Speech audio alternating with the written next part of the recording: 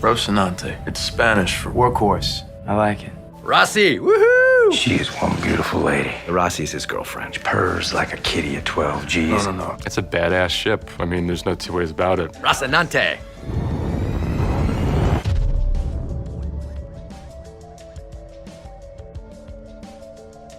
Flying is more important to Alex than breathing. You give Alex an incredibly souped up, sexy, beautiful, powerful gunship like the Rocinante.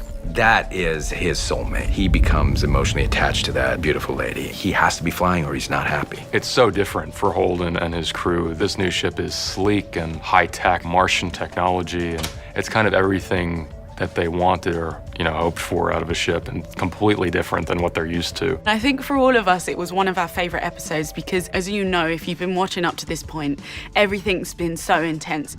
Oh, Jesus. Oh, patch him up. We're in crisis. We need to survive. We're going to die. We're not going to die. So this was a chance for us to all breathe and show different sides of our characters that maybe you haven't seen before. I think they're all pretty relieved to not have to be fixing everything all the time, with maybe the exception of Naomi. Show me drive diagnostics and core levels. And it's really funny to see that side of Naomi where she's just like, it's new. It's all new. What am I supposed to do here? It sure beats the buckets that we've been on in the past. There's nothing to fix. What am I supposed to do? She feels rendered useless in that moment. I think all of us are incredibly happy, and for Holden in particular, just to have a decent cup of coffee, finally, after 5 episodes.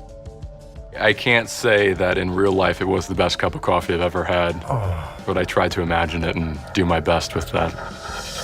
Survivors of the Donninger, my name is Fred Johnson, Director of Operations at Tycho Station. Fred Johnson is a really, really interesting character. Isn't he some kind of big shot for the OPA? Yeah, what does it matter? What we wanted to do in episode 5 was a really unusual introduction of the characters.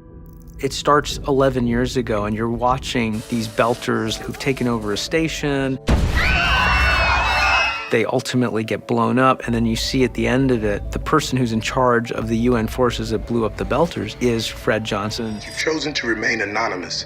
I can only hope you have no hostile intent. I think Holden ultimately trusts Fred. I'm not sure he trusts him. I think trust is probably a strong word. She does not trust Fred Johnson. When they cross paths with Fred Johnson, you don't know if you're getting a helping hand or if you just jumped into bed with the devil. Safe journey.